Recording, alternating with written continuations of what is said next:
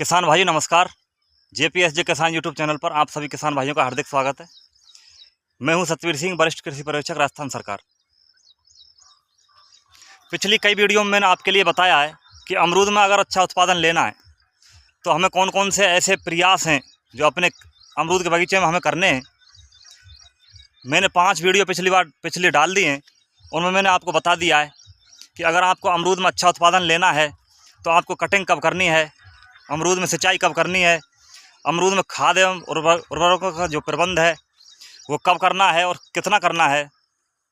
लेकिन अमरूद के खेती में एक दूसरा पहलू ये भी है कि अगर हमारे अमरूद के बगीचे में रोगों का प्रकोप अगर हो जाता है तो हमारी जितनी भी आवश्यक क्रियाएं जो हमने करी हैं अधिक उत्पादन लेने के लिए, वो सारी क्रियाएं धरी की धरी रह जाती हैं। इसलिए किसान भाइयों, हमें हमारे पौधों को स्वस्थ रखने के लिए बीमारियों का नियंत्रण करना भी ज़रूरी है।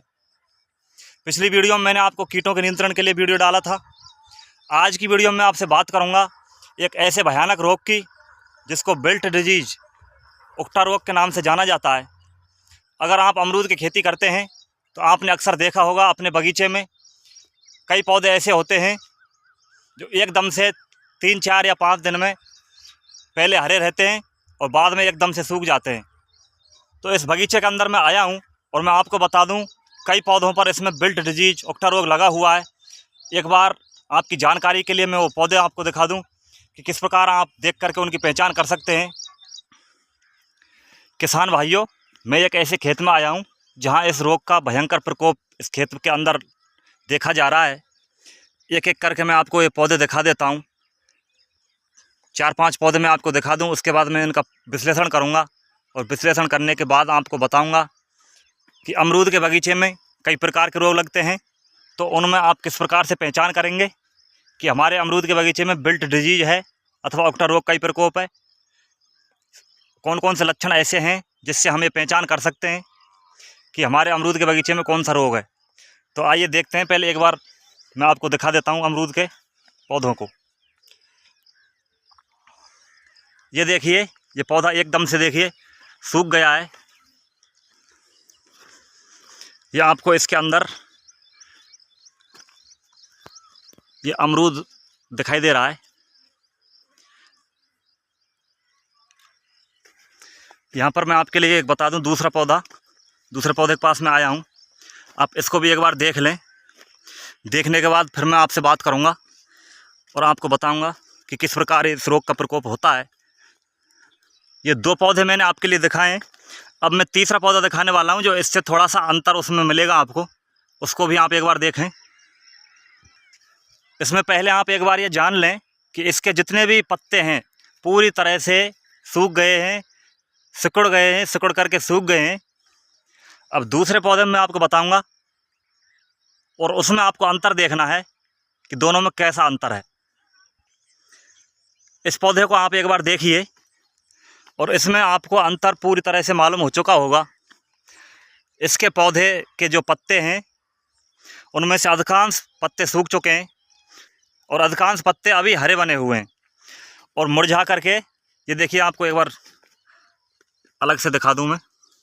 ये देखिए, ये पूरी तरह से सूख चुके हैं और इसके जस्ट नीचे ये अभी हरे बने हुए हैं और आने वाले 2 दिन के अंदर ये पौधा पूरी तरह से सूख जाएगा।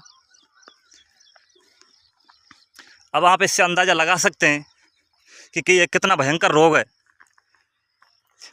2 दिन पहले ये पौधा काफ़ी हरा भरा दिखाई दे रहा था और मात्र 2 दिन में इस पौधे की ये स्थिति बन गई है और आने वाले 2 दिन में ये पौधा जो मैंने आपको पहले दिखाया था उस स्टेज में पहुंच जाएगा। और एक पौधा आप ये देखिए, इसमें अभी लगभग 20-25% ही पत्ते सूखे हैं, लगभग 70% पत्ते अभी इसमें हरे बने हुए हैं। लेकिन आने वाले 2-3 दिन में ये पौधा भी पूरी तरह से सूख जाएगा।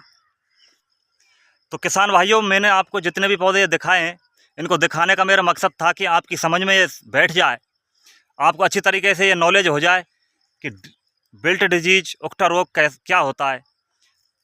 इसके अलावा अगली वीडियो में मैं आपके लिए बताऊंगा और भी 2-3 प्रकार के रोग इसमें होते हैं, उनमें भी पौधे सूखते हैं। तो आप उसमें अंतर मालूम कर सकते हैं कि हमारे पौधे के अंदर कौन सा रोग लगा है। किसान भाइयों, ये देखिए, आपको ये दिखाई दे रहा होगा, ये इस पर फ्रूट बना हुआ था और ये फ्रूट पूरी तरीके से सूख चुका है। इसका मतलब है कि 10-12 दिन पहले ये पौधा हरी अवस्था में था, फ्रूटिंग पर था, इसमें फूल आए थे। फूल आने के बाद फल बनने की प्रक्रिया बनी थी, फल भी बने थे, लेकिन अकस्मात ऐसी कौन सी परिस्थिति आई इस पौधे के सामने कि ये पौधे ने सूखना चालू कर दिया। तो आइए किसान साथियों, मैं आपको विश्लेषण करके बताता हूँ कि किस प्रकार ये पौधे सूखते हैं।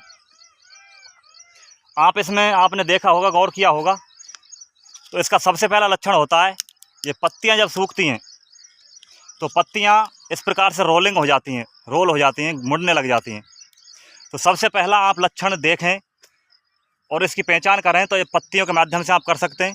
और इसका पहचान करने का दूसरा जो तरीका है वो मैंने अभी आपको बताया था कि पौधे मात्र 5 दिन के अंदर, जो पौधा हरा बना हुआ है मात्र 5 दिन के अंदर सूख जाता है और पूरी तरीके से सूख करके और नष्ट हो जाता है। तो ये 2 लक्षण, आप इन 2 लक्षणों से इसकी पहचान कर सकते हैं। इसके अलावा इसका तीसरा जो लक्षण है वो आपको मिलेगा इस पौधे की जड़ के अंदर। इस पौधे की जड़ के अंदर अगर हम इसको खोद के देखेंगे तो जड़ पूरी तरीके से काली पड़ चुकी होगी। इस रोग के प्रकोप के कारण इसकी जो न्यूट्रिएंट सप्लाई होती है, वाटर की सप्लाई होती है, वो पूरी तरीके से पौधे को उपलब्ध नहीं हो पाती है, क्योंकि जड़ों पर उसका प्रकोप होता है। तो ये पौधा सूखना चालू हो जाता है। इसके अलावा दूसरा जो रोग है, 2-3 रोग और इसमें लगते हैं, उनमें भी पौधे सूखते हैं। उसकी वीडियो मैं आपके लिए बताऊंगा आगे की, उसमें मैं आपको पूरी जानकारी उसकी दूंगा। लेकिन पहले आप इसको एक बार क्लियर कर लें कि ये जो विल्ट डिजीज है, इसकी 3 पहचान मैंने आपको बताई हैं कि इसकी जो पत्तियां हैं वो पहले रोल होंगी। दूसरी इसकी पहचान है कि 4-5 दिन के अंदर पौधा पूरी तरीके से सूख जाएगा। और तीसरी पहचान है, इसकी जड़ को खोद कर देखेंगे तो जड़ पूरी तरीके से काली पड़ चुकी होगी। तो किसान भाइयों, अब हम बात करते हैं कि इस रोग का प्रकोप होता कैसे है, इसका कारण क्या है। हमारे ज़मीन के अंदर कई प्रकार के फंगस हमारे ज़मीन के अंदर पाए जाते हैं। उनमें से एक फंगस होता है फ्यूजेरियम नाम का एक फंगस होता है। वो अनुकूल परिस्थितियाँ पाकर और जड़ के भागों पर वो अपना आसरा बनाता है और जड़ को धीरे धीरे अपने नियंत्रण में ले लेता है, तथा उसका प्रकोप जब जड़ के अंदर हो जाता है तो अंदर से होने वाली न्यूट्रिएंट सप्लाई बंद हो जाती है, जिससे पौधे को आगे न्यूट्रिएंट सप्लाई नहीं होती है और पौधा सूखने लग जाता है। इसकी जो फेवरेबल कंडीशन होती है इस फंगस को फैलने की, वो होती है अधिकतम तापमान, और अधिकतम तापमान में उचित मात्रा में नमी उसके लिए मिल जाती है, तब उसका प्रकोप इसके अंदर हो जाता है। किसान भाइयों, अब हम बात करेंगे कि इसका नियंत्रण हम किस प्रकार से कर सकते हैं। मैंने हमारे बगीचे में आपको बताया, पिछली बार कई वीडियो में मैंने बताया है, उनके अंदर बगीचा पूरी तरीके से हरे बने हुए हैं। और ये दूसरा जो बगीचा मैं देखने आया हूँ, किसी किसान का ये बगीचा है, ये पूरी तरीके से तबाह होने की स्थिति में है। तो अब मैं आपसे बात करूँगा कि इसका नियंत्रण हम किस प्रकार से कर सकते हैं। इस रोग की रोकथाम के लिए थायरम अथवा बोवेस्टीन के नाम से एक दवाई आती है, फंगीसाइड है, सिस्टेमेटिक फंगीसाइड है। उसकी 2 ग्राम मात्रा प्रति लीटर, जितनी आपके पौधे की उम्र है, जितनी कैनोपी बनी हुई है, उसके आधार पर आप उस पानी को बढ़ाएं। पानी को बढ़ाने के साथ साथ प्रति लीटर 2 ग्राम की मात्रा उसमें लेकर के और पौधे की जड़ों के अंदर आपको ड्रिंचिंग करनी है, और उससे हम इसका नियंत्रण आसानी के साथ कर सकते हैं। उसके अलावा एक और दवाई मैं आपको बता दूं, एक जैविक फंगीसाइड आती है ट्राइकोडर्मा। ट्राइकोडर्मा की 6 ग्राम मात्रा हमें इसी प्रकार पानी में मिलानी है, और पौधे की उम्र के अनुसार और कैनोपी के अनुसार हमें उस पानी को देना है और ड्रिंचिंग करनी है। तो इस प्रकार हम इन दोनों दवाओं के प्रयोग से कोई भी दवा हम काम में ले सकते हैं और इसका नियंत्रण हम आसानी के साथ कर सकते हैं। किसान भाइयों, हमें साल में 2 बार कम से कम ट्राइकोडर्मा का यूज अपने पौधों पर अवश्य करना चाहिए, जिससे हम हमारे पौधों को होने वाली बीमारी से पहले ही हम उसका ट्रीटमेंट कर सकते हैं और वो हमारे बगीचे के अंदर विल्ट डिजीज आएगी नहीं।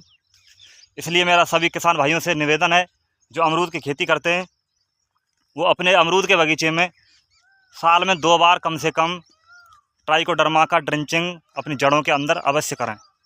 ट्राइकोडर्मा के प्रयोग की सबसे उपयुक्त जो विधि है वो मैं आपके लिए बता दूं। हमें 2 किलो मात्रा ट्राइकोडर्मा पाउडर की लेनी है और 1 कुंटल देसी सड़ी हुई खाद लेनी है, गोबर की खाद। और उस गोबर की खाद में 2 किलो ट्राइकोडर्मा पाउडर को हमें उसमें मिलाना है और उसको अच्छी प्रकार मिलाने के बाद उसके ऊपर हल्की मात्रा में हमें उसके पानी का छिड़काव करना है तथा लगभग 10 दिन तक हमें उसको एक बोरे से ढककर रख देना है। वो जो ट्राइकोडर्मा नामक जो फफूंद है उसकी काफ़ी संख्या में वृद्धि उसके अंदर हो जाती है और हमारे खाद के अंदर उसकी मात्रा बढ़ जाती है और उस खाद को लेकर के हमें पौधों के अंदर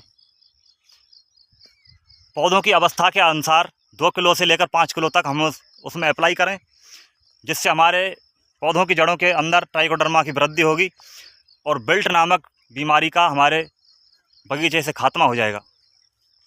तो किसान भाइयों, आज की वीडियो में मैंने आपको बताया कि विल्ट का हम नियंत्रण किस प्रकार करें। अगली वीडियो में मैं आपको बताऊंगा एक निमेटोड नाम की एक बीमारी आती है, उसके भी लक्षण लगभग इसी प्रकार देखे जाते हैं। तो उसमें मैं आपको अंतर बताऊंगा जिससे आप उसकी पहचान करके निमेटोड का भी उपाय कर सकते हैं। ये वीडियो काफ़ी लंबा होता जा रहा है, इसलिए मैं अगली वीडियो में आपके लिए वो जानकारी उपलब्ध करा दूंगा। किसी अगली वीडियो में आपसे दोबारा फिर मुलाकात करेंगे। तब तक के लिए जय श्री राम, जय श्री कृष्णा।